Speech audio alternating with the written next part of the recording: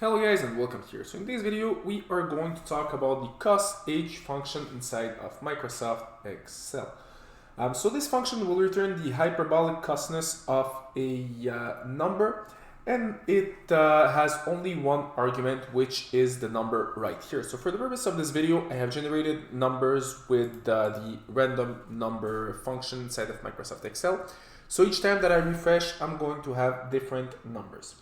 So the number that is right here can be any real number for which you want to find the hyperbolic cosness.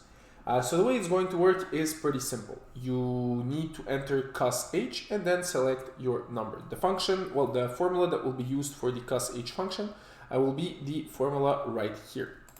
So if we try to run our COSH function, the way it's going to work is pretty simple. We start with an equal sign.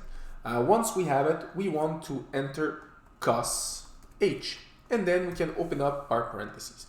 And then just like that, we can select the number for which we want to have the hyperbolical cosness for our function. And here we go. We have selected our number and we can run it. And just like that, we know that the hyperbolical cosness of this number right here will be 1.2. We can do all this for all our numbers. So instead of copying and pasting, I'm just gonna drag and drop it like this. And just like that, I'm able to find the hyperbolical cosness for all numbers that are there simply by dragging and dropping everything. So now if I refresh my page, automatically my numbers will refresh and my hyperbolical cosness will refresh as well.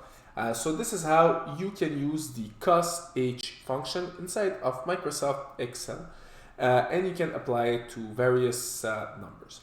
So as always, if you like this video, don't forget to leave a like, to subscribe, and see you in another of my videos.